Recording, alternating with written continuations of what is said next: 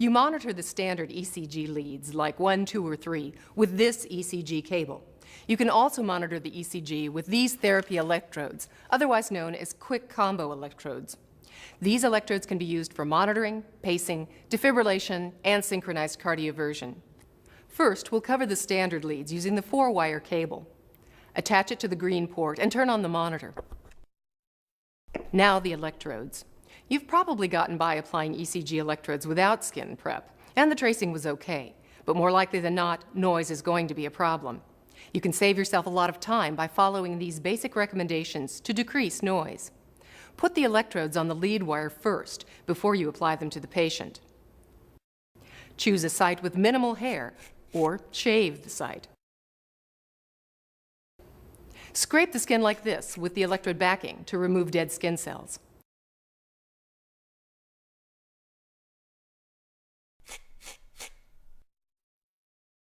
Secure the ECG cable to prevent tugging on the lead wires and electrodes.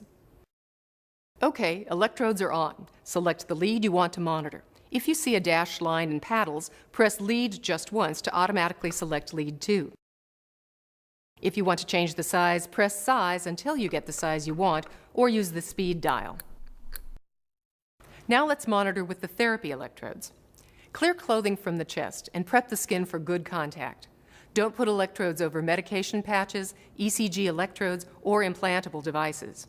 Wipe the skin clean and dry if necessary. Shave the sites if necessary. Now, look at the picture on the therapy electrode.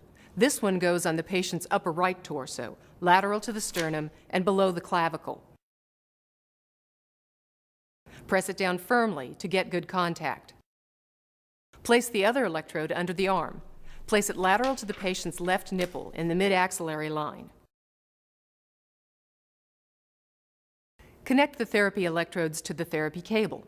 If you don't see an ECG, you need to switch to paddles lead. Press lead once, and it will automatically change to paddles lead. That's ECG monitoring.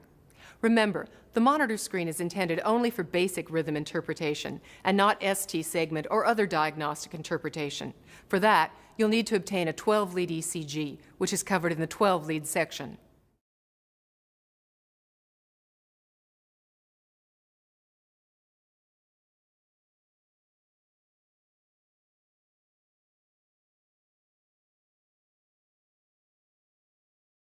STEMI management is a priority in patient care, and the 12-lead ECG is necessary for diagnosis. To obtain an accurate 12-lead ECG, proper electrode placement is crucial. Let's go over how to do that. With practice, you'll get very quick at it. Just like ECG monitoring, we have the limb leads, but for acquiring a 12-lead ECG, we need to put the limb leads out here on the limbs. You can put the electrodes anywhere along the limbs, just not on the torso.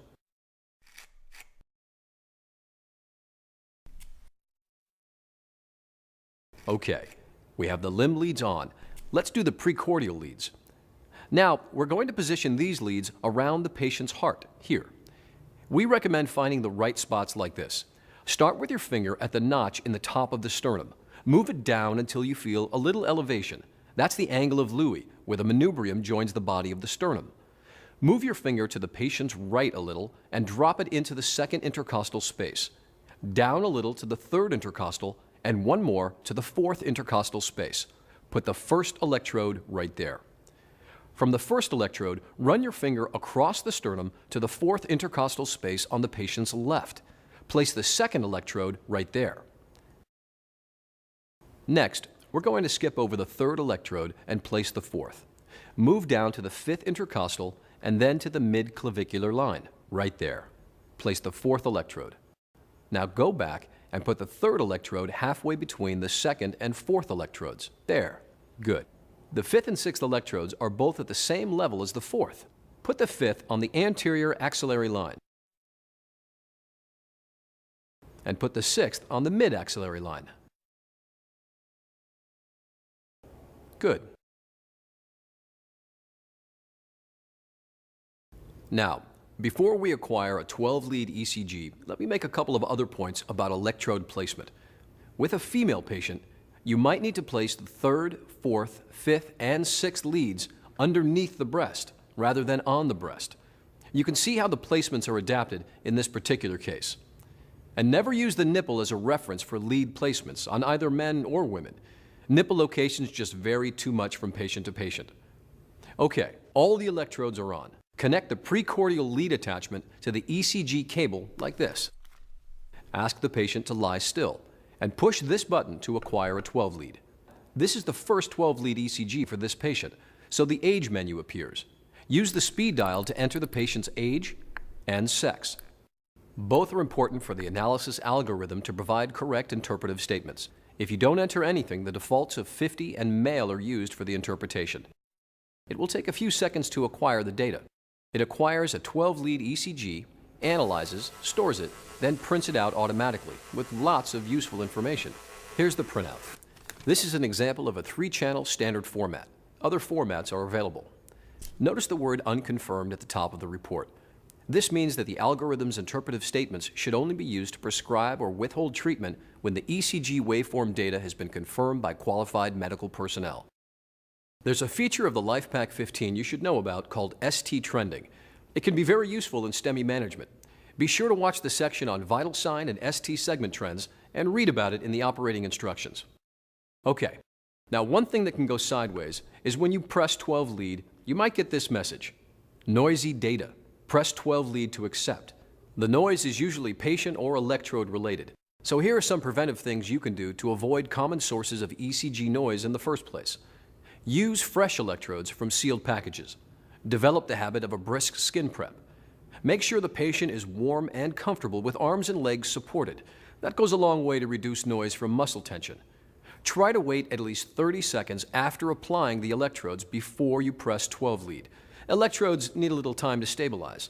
Secure the lead wires and the cable to eliminate any tugging on the electrodes. When the noise is eliminated, the 15 automatically completes the 12 lead report. If you've done everything you can but the noise still persists, look for electronic interference from radios or other electronic equipment. And, like the message says, you can press 12 lead again despite the noise. The 12 lead ECG will be printed, but without the interpretive statements.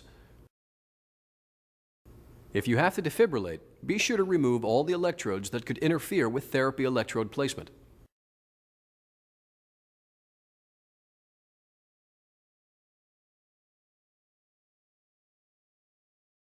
Oxygen saturation, carboxyhemoglobin, and methemoglobin monitoring are known as SpO2, SpCO, and SpMet.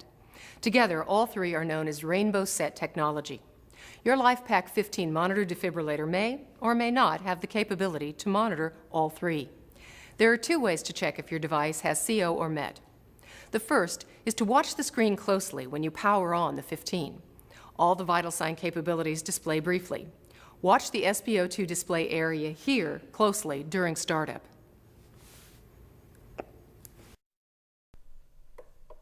There. This 15 can do all three. If it were only capable of SpO2, you would have seen only SpO2 during that flash. The other way to check is to highlight the SpO2 area and click it. You'll see what you have available here. If you want to monitor SpO2, CO, and MET, you have to use a rainbow sensor. If your sensor is only capable of monitoring SpO2, you won't be able to monitor CO and MET. But in this case, both our monitor and our sensor are capable of all three. So, the monitor's on, connect the rainbow sensor here firmly.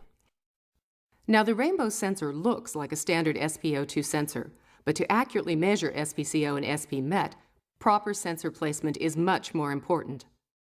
The preferred side is the ring finger of the non-dominant hand. Put it on the patient like this, with the cable on the back of the hand.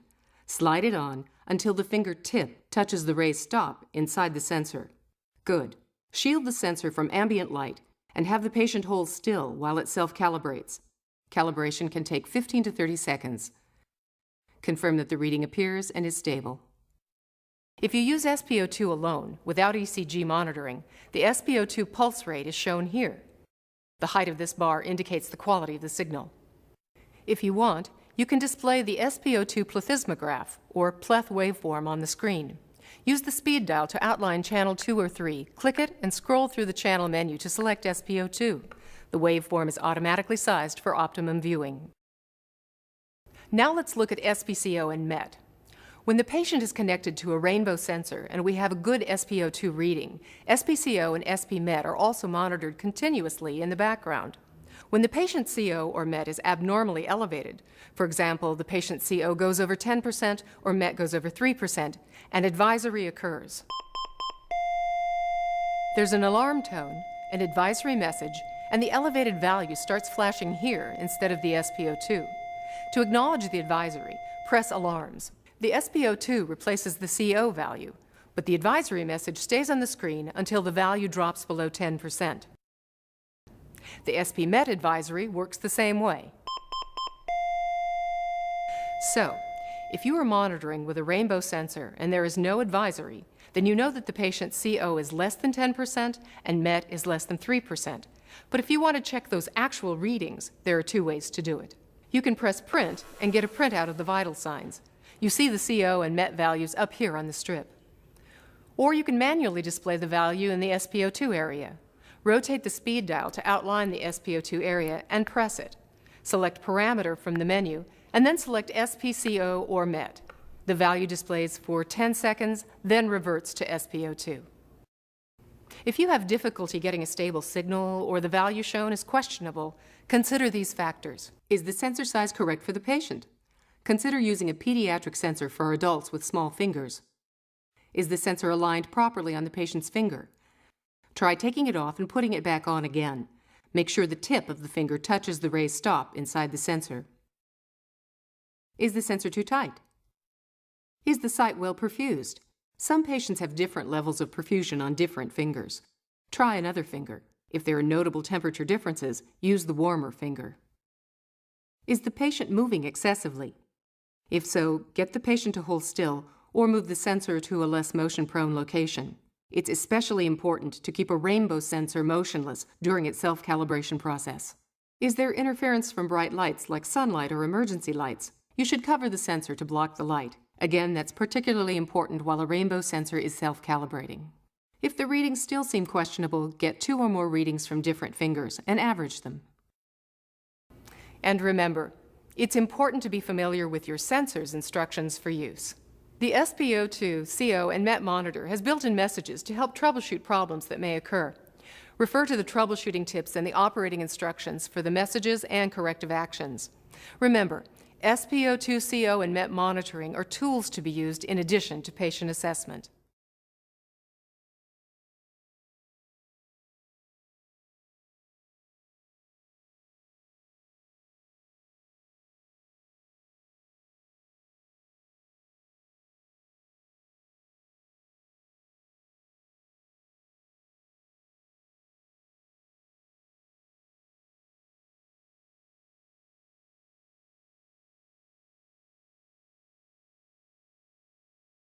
So, let's take a blood pressure, or NIBP, with the LifePak 15 monitor defibrillator. Select the proper sized cuff for your patient. Put it on the arm nice and snug. The exact position of the cuff is not important because the cuff does not have a bladder. It inflates completely around the extremity. But don't put the cuff on the same arm as an IV infusion because it could affect the IV flow. Also, NIBP will affect SpO2 readings. Connect the tubing to the 15. Push it straight in until you hear a snap. The default inflation pressure is 160 millimeters of mercury, but if you have a pediatric patient or you suspect your patient's blood pressure is higher than 160, you may need to change the default inflation pressure. To change it, use the speed dial to select NIBP. Select Initial Pressure, then select the pressure you want. Okay, keep your patient's arm in a supported position, relaxed, and at about the same level as their heart. Tell them they'll feel a big squeeze and remind them not to move their arm during the measurement. Now press NIBP, and the 15 automatically inflates the cuff. It usually takes about 40 seconds to complete the measurement. Here's where the systolic, diastolic, and mean arterial pressures are displayed. If ECG or SpO2 is not active, then the 15 will show you the pulse rate from the NIBP here. So now you know how to take an initial BP. What if you need a recurring BP on your patient? Here's how to do it. Select the NIBP area. This time, select interval and choose how many minutes you want between measurements. We'll choose 5. Select Start or press NIBP, and the LifePak 15 will take a pressure at 5-minute intervals. Here are some important considerations. Patient motion can prolong the measurement process and may cause discomfort. Be sure the patient's arm is relaxed and that the cuff is not bumping against other objects. Patient arrhythmias can prolong the NIBP measurement time. If the monitor is unable to obtain a reading in 120 seconds, then it automatically deflates the cuff. If the cuff fails to deflate for any reason, or if it causes the patient undue discomfort, disconnect it from the tubing or remove the cuff from the patient. If you find it routinely takes a long time to inflate the cuff, there may be an air leak in the system. Check the cuff and the connections. There are messages built into the NIBP monitor to help troubleshoot problems. Refer to the troubleshooting tips in the operating instructions for the messages and corrective actions. Remember, NIBP is a tool to be used in addition to patient assessment.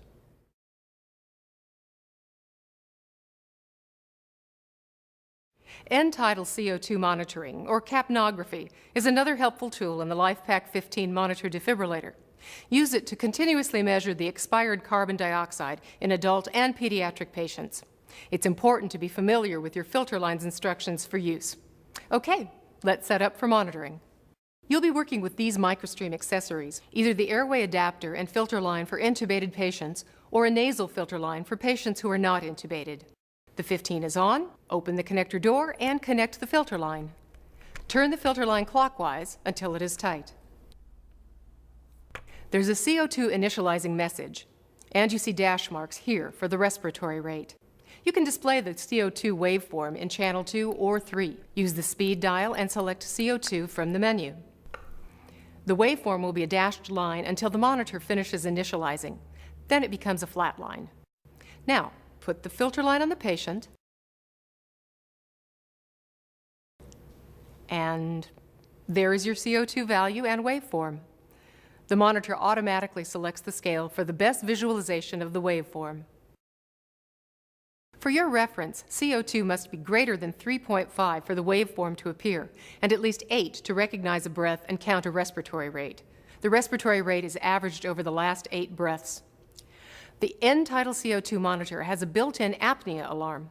Once a valid breath has been detected, the apnea alarm triggers if the monitor hasn't detected a breath for 30 seconds. The message, "Alarm Apnea," appears, and the time since the last detected breath. You can temporarily silence the alarm tone by pressing Alarms. First, check the patient and whether the filter line is still attached.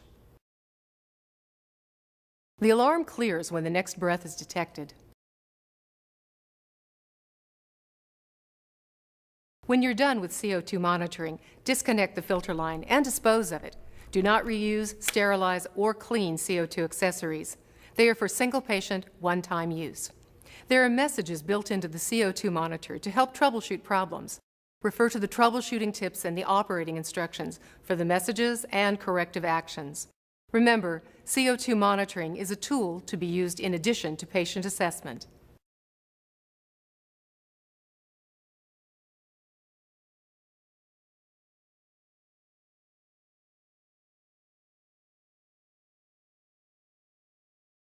Invasive pressure, or IP monitoring, can monitor arterial, venous, and other physiological pressures. The LifePak 15 monitor defibrillator can monitor 2 invasive pressures simultaneously. Okay, let's set up the 15 for invasive pressure monitoring.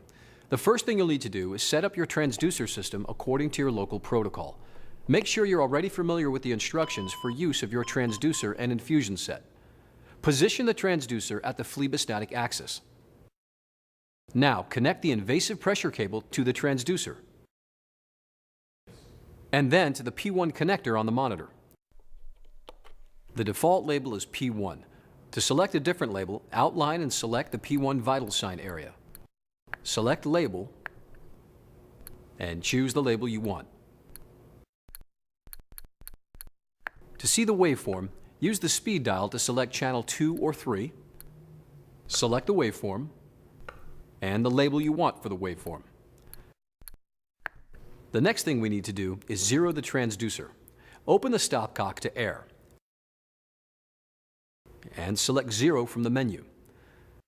When the zeroing is complete, the message P10 appears. Now close the stopcock. The patient's waveform should be displayed, and a scale is automatically selected to display the pressure. There are messages built into the IP monitor to help troubleshoot problems. Refer to the troubleshooting tips in the operating instructions for the messages and corrective actions. Remember, IP monitoring is a tool to be used in addition to patient assessment. Special training is required to use IP monitoring.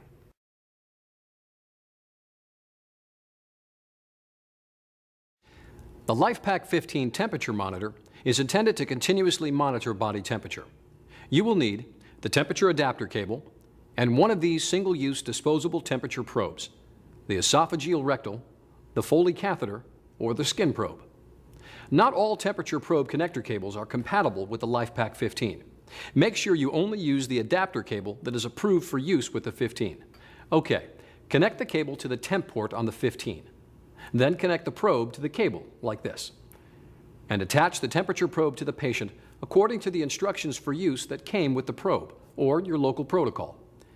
You can also place the probes first, especially Foley catheters and esophageal, like the one seen here, and then connect them to the adapter cable. It can take up to 3 minutes for the temperature probe to stabilize after placement. The reading will appear on the monitor as soon as the temperature reading comes into range, between 24.8 and 45.2 degrees Celsius, or 76.6 to 113.4 degrees Fahrenheit. Confirm that the reading appears and is stable. Use the default label Temp. If you want to change the label, click the Temp area, select Temp, and choose a label from the list.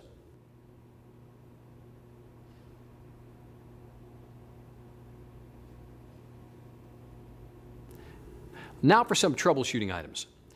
If you see the message Check Sensor and the temperature value is blank, like this, then look at the probe and cable.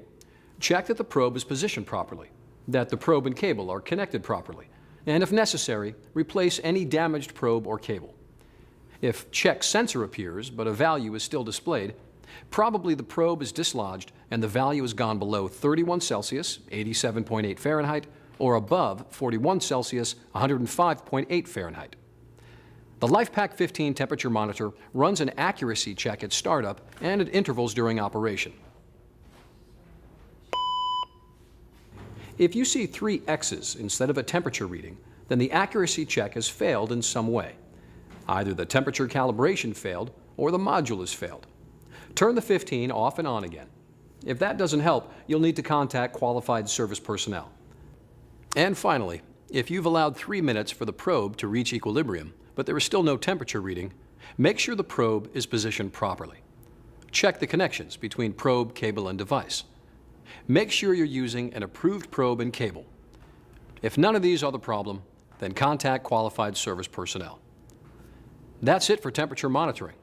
When you're done, discard the single-use disposable probe as contaminated medical waste, clean the cable with a germicidal solution on a clean, soft cloth, and let the cable dry before you connect it to the monitor again.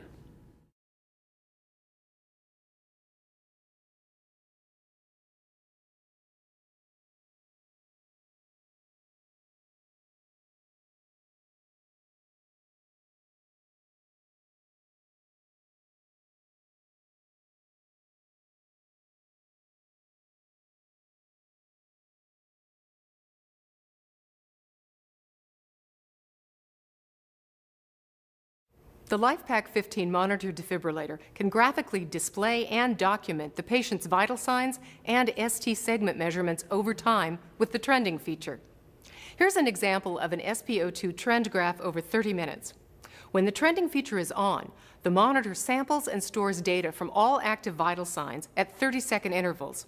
You might see a blank space like this on the graph if data was unavailable at that point for any reason. You can display trend graphs in Channel 2 and 3.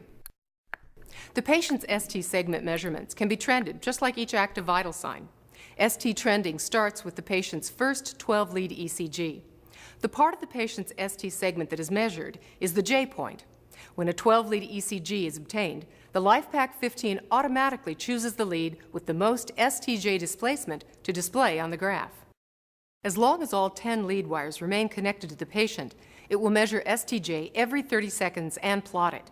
If a lead is off or the ECG data is too noisy, ST measurements are not obtained, and the graph shows a blank for that period. If an STJ in any lead deviates from the initial measurement by 1 millimeter or more, and the deviation persists for 2.5 minutes, the monitor automatically prints another 12-lead ECG. To print the trend graphs, select Options, Print, Report, Trend Summary, and Print. Vital sign and ST graphs are tools to be used in addition to patient assessment.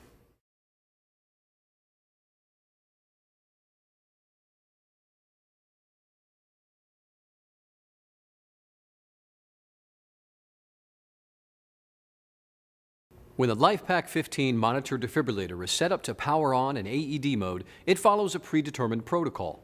AED mode is intended for use only on patients in cardiac arrest who are unconscious, not breathing normally, with no pulse or other signs of circulation, and at least 8 years old. We're going to look at how AED mode operates using physio-controlled default settings. But be aware that the 15 can be set up differently based on your organization's medical direction. Make sure you're familiar with how your 15 is set up for your protocols. So, let's begin. You have an unresponsive patient. Verify the patient is not breathing normally and has no pulse or other signs of circulation. Turn on the defibrillator. If you can, get the patient onto a hard surface and away from any standing water. Bare the chest. Prep the skin if necessary, as we described in the ECG monitoring section. Place the electrodes in the anterior lateral position as shown in the picture on the back of the electrodes. Make sure the electrodes do not touch each other, lead wires, ECG electrodes, dressings, or medication patches. Be sure the entire electrode surface adheres to the skin.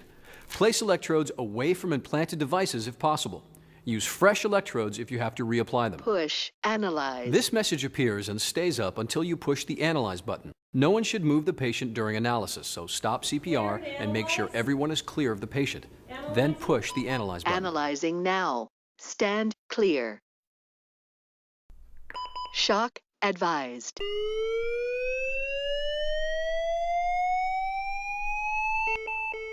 Stand clear. Push shock button. Before you push the shock button, look around to make sure everyone is clear of the patient and clear of anything in contact. Make sure concentrated sources of oxygen are well away from the patient's chest. If it's not safe to push the shock button, you can press the speed dial to cancel the charge. Or if you don't push the shock button within 60 seconds, the defibrillator will automatically cancel the charge. You'll see this message. Push Analyze. Push Analyze again to reanalyze and charge. Analyzing now. Stand clear. Shock advised.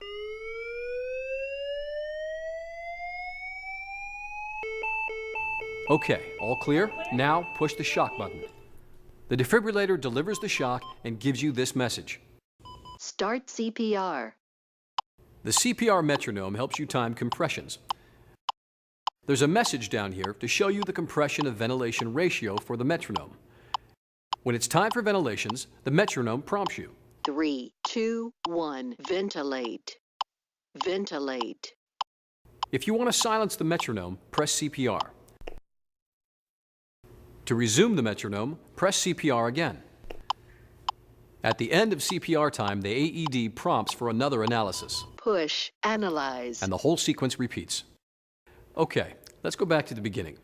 You've determined the patient is in cardiac arrest. You followed the screen prompts and pushed Analyze. Analyzing now. Stand clear. But the AED does not find a shockable rhythm. You get this message. No shock advised. Then it goes straight into CPR time with the metronome and ventilation prompts. At the end of CPR time, push Analyze. It tells you to push Analyze, and the cycle repeats as necessary. When advanced users arrive, manual mode may be accessed according to how your 15 is set up. It's important that you're familiar with how to access manual mode in your device. Now, here are a couple of situations that might come up while you're using AED mode. For example, you get the motion detected message. Motion detected. Stop motion. This message might come up while the AED is trying to analyze the patient's heart rhythm, but some kind of motion is interfering with the signal. You should figure out what's causing the motion. Is the patient breathing? Is there transport motion? Is someone touching the patient? CPR, agonal breathing. Remember, do not analyze the patient's rhythm during transport. Motion artifact may affect the ECG signal, resulting in an inappropriate shock or no shock advised decision. If the motion is something you can stop, stop it. One other possibility is that there is some kind of electrical or radio interference. Look for anything that might be a source of that kind of interference, like radios or cell phones, and move it away.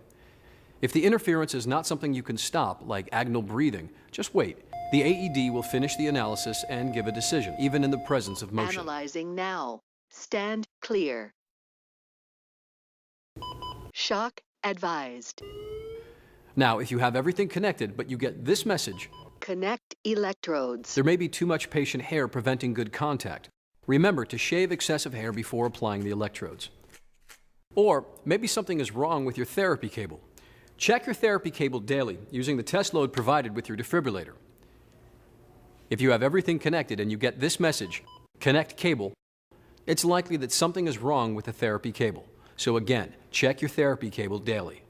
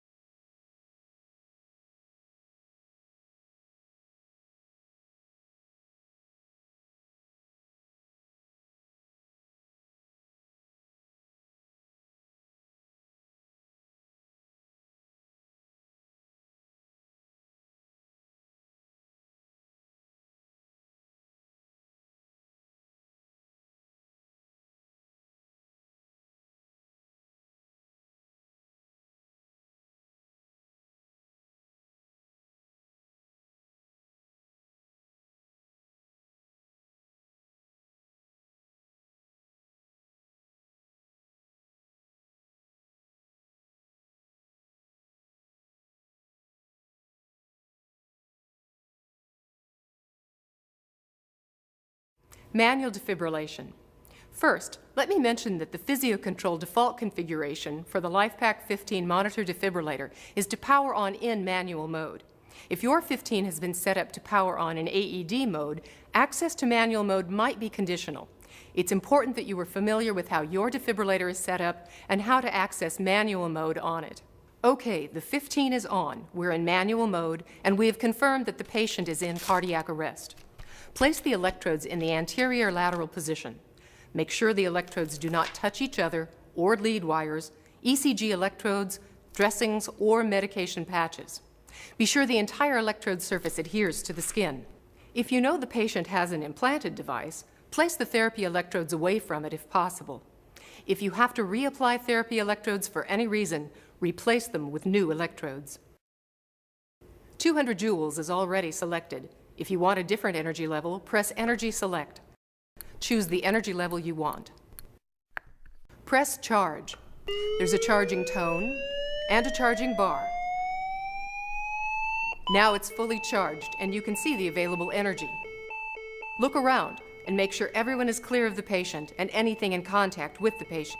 Make sure concentrated sources of oxygen are well away from the patient's chest. Look at the screen again to confirm that the rhythm is still shockable. If it's not safe to push the shock button, you can cancel the charge by pressing the speed dial. If you don't push the shock button within 60 seconds, the defibrillator will cancel the charge automatically, and you'll see this message. In a case where you do push the shock button, the shock is delivered. Start CPR according to your protocol. To activate the CPR metronome, press CPR. The CPR metronome menu appears and the metronome is activated using the default setting Adult, no airway, 30 to 2. If you want to change the metronome setting or stop the metronome, use the speed dial to highlight and select the choices. The metronome gives you talks to time compressions and prompts for ventilation. 3, 2, 1. Ventilate. Ventilate. At the end of your CPR period, stop CPR briefly and assess the patient's rhythm. Repeat the shock sequence if necessary. For more information on the CPR metronome settings, refer to the operating instructions. Okay, let's go over a few troubleshooting tips. Now, if you have everything connected and you push the charge button, but you get this message, connect electrodes, there may be too much patient hair preventing good contact. Remember to shave excessive hair before applying the electrodes. Or maybe something is wrong with the therapy cable. Check your therapy cable daily using the test load provided with your defibrillator. If you have everything connected and you push the charge button, but you get this message, connect cable, it's likely that something is wrong with the therapy cable. So again, check your therapy cable daily. If you're attempting to defibrillate but nothing happens when you press the shock button,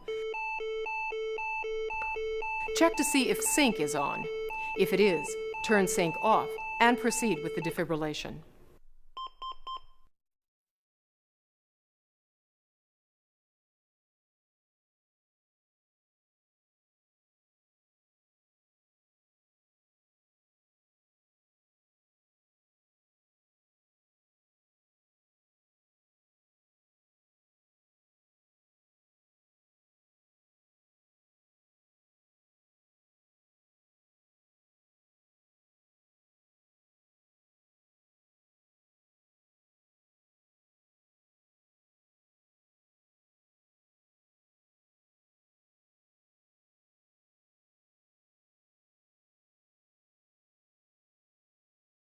Let's go through the steps to perform a synchronized cardioversion.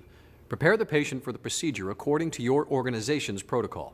The defibrillator is on and the patient is hooked up to a 4-wire ECG cable. We are monitoring lead 2. We're using this lead because it's the lead that gives us the tallest QRS complexes. You want to choose the lead with the greatest QRS amplitude or height. It doesn't matter if it's negative or positive, just that it's tall. Now press the sync button. At the bottom of the screen, you can see the sync mode message telling you that you're in sync mode. The triangles on the ECG are the sense markers. They should appear near the middle of each QRS complex. Don't worry if the placement varies a little bit. If you don't see them at all, adjust the ECG size or select another lead. The sync LED flashes with each detection. Prep the patient's skin and place the therapy electrodes the same way we did for manual defibrillation.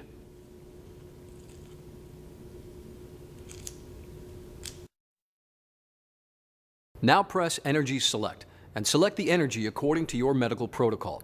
We'll select 100 joules. OK, now press Charge. Now it's fully charged, and here you can see the energy available. If you need to, you can cancel the charge. Before you shock, look around. Make sure everyone is clear of the patient and clear of anything in contact with the patient. Make sure concentrated sources of oxygen are well away from the patient's chest. Look back at the screen and confirm that the sense markers are still sensing appropriately. Good. Now press and hold the shock button until it shocks the patient. That slight delay before the shock was delivered was because the defibrillator discharged on the next sensed QRS. Wait until you see the screen message Energy Delivered before you release the shock button. After the shock, assess the patient and the ECG rhythm. The physio-control default for the LifePak 15 is to return to asynchronous mode after a shock is delivered, but your organization might have changed this default setup. Make sure you're familiar with how your 15 is set up for sync mode in your organization. If the arrhythmia persists and you want to shock again, press sync again. Confirm sense marker placement on the ECG, increase energy according to your protocol, and repeat the charging and discharging sequence. And that's sync cardioversion. Okay, let's go over a few troubleshooting tips. Now, if you have everything connected but you get this message, connect electrodes, there may be too much patient hair preventing good contact. Remember to shave excessive hair before applying electrodes. Or maybe something is wrong with the therapy cable. Check your therapy cable daily using the test load provided with your defibrillator. If you have everything connected and you get this message, connect cable, it's likely that something is wrong with the therapy cable. So again, check your therapy cable daily. If you have a patient in ventricular fibrillation and you're attempting to defibrillate but nothing happens when you press the shock button, check to see if sync is on. If it is, turn sync off and proceed with the defibrillation. For various reasons, some patients' ECG leads are of low amplitude and difficult to sense appropriately. If this is happening, cycle through each ECG lead until you find the lead with the largest QRS and then increase the ECG size if you need to.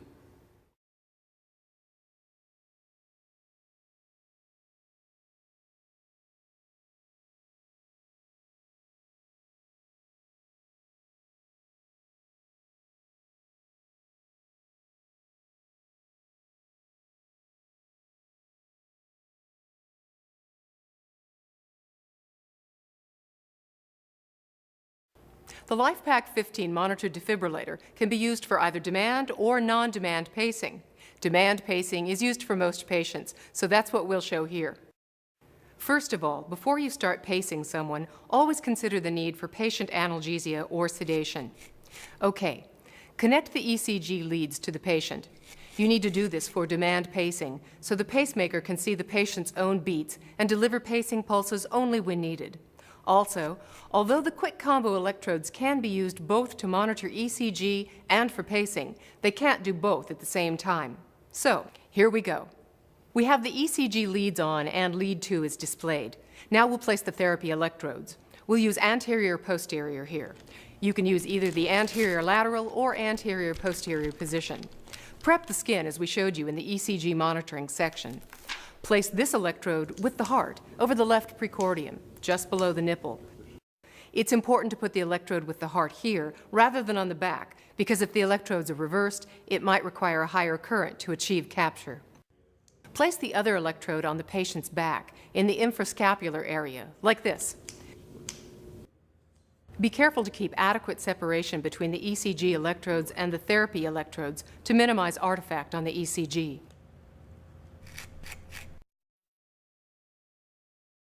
Press pacer. You should see sense markers on each QRS, like these. If you don't see sense markers or they're on the T-wave, adjust the ECG size or select another lead until you do see sense markers. Now, press rate. Press the up or down arrows to get the rate you need. Press the current up arrow repeatedly to increase the pacing current. Now you can see these pace markers, indicating that pacing current is being delivered. You should notice the patient beginning to twitch. Increase the current until you see electrical capture. You'll have electrical capture when each pace marker is followed by a wide QRS and a T-wave, like this. It's important to be aware that the average current needed for capture is between 50 and 100 milliamps. The final step is to ensure that you also have mechanical capture. Palpate the patient's pulse and obtain a blood pressure. Pulse oximetry may also be useful. Observe the patient continuously while actively pacing. The patient's response to pacing therapy may change over time. If you need to check the patient's underlying rhythm, press and hold pause to temporarily reduce the pacing rate. Release the button to resume pacing at the set rate. To stop pacing, press pacer. A few more things. During pacing, you always see dashes up here instead of a heart rate, and the heart rate alarms are disabled. It's important to frequently assess the patient for mechanical capture. If an ECG lead comes off, pacing switches to non-demand, and the monitor shows a dashed line for the ECG. This means the pacemaker paces 100% at the set rate, regardless of the patient's underlying rhythm. To re-establish demand pacing, reattach the ECG electrode. If you're increasing the current, but the patient is not twitching, check the patient's heart rate. Remember that the pacing rate needs to be set higher than the patient's own rate for pacing current to be delivered. If you're pacing and the patient needs to be defibrillated, press charge. Pacing stops automatically. Proceed with defibrillation as described in the manual defibrillation section. And that's it for pacing.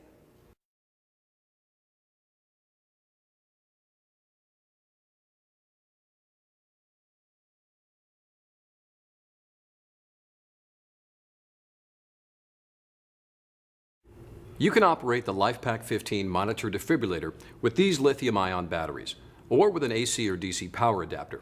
We're going to start by talking about the batteries. The LifePak 15 batteries only work with the LifePak 15. They're not interchangeable with other LifePak devices. A LifePak 15 battery is gray. You should routinely inspect each battery. If you see any leakage or damage, recycle it or discard it. Press this button to check the charge level. This one has a full charge. One LED flashing means it's very low and needs to be charged. If you see more than one LED flashing, it means the battery is faulty and you should send it to your authorized service people. This one is fine, it just needs a charge. This one is almost full, but before you put it in, Inspect these pins in the battery wells to be sure there's no damage. Put it in like this. Click it in gently. To remove it, just push this little clip in and tilt the battery out. Okay, 2 batteries in. Let's power it up and look at battery information. You can see the battery status up here on the home screen. 2 batteries are installed, and the battery in well 1 is highlighted. That means it's our power source right now. You can see the charge status for each battery. The 15 automatically uses the battery with the lowest charge first and switches to the other battery when the first battery is exhausted. If I take out the first battery, you can tell there's no battery in well 1, and the highlight shifted to the second battery. Now it's getting power from that battery. When I put it back, it appears in the display. And since that battery has a lower charge, the 15 switches to it automatically. When the charge gets very low, you'll see the low battery message like this. When both batteries run out, the device shuts off. The 15 will charge the batteries in the battery wells when it's plugged into a power adapter. To use either the AC or DC power adapter, connect the power cord to the adapter and plug it into a power source. You can tell it's connected by this green LED strip here. Now, connect the power adapter cable to the power adapter, like this, and the green end to the defibrillator back here. You know you're connected to auxiliary power when you see this LED lit up. You can tell the status of the battery by this indicator here. The LED is lit when the installed batteries are full, and it flashes when either battery is charging. The LED is not lit when there are no batteries installed, or when an installed battery is unable to be charged. We're on auxiliary power now, so it's not using either battery. And you can see battery 1 is recharging. The battery highlight on the screen has disappeared. Although the 15 can operate with only auxiliary power and no batteries, you should have at least 1 battery in it at all times, and keep installed batteries fully charged. If the monitor defibrillator loses power for more than 30 seconds, it reverts to your user default settings and starts a new patient record. You should keep the 15 plugged into the optional DC or AC power adapter whenever possible to help manage and maintain battery charge. Be sure to read the section in the operating instructions on battery maintenance and the external power adapters. If you have the output extension cable with a breakaway connector, it needs to be secured as described in the power adapter instructions for use. It's designed to break away when you need to move quickly, but the connector will last longer if you manually disconnect it whenever possible. Inspect and test everything daily to make sure it's in good operating condition and ready to use. There's an operator's checklist in the back of the operating instructions.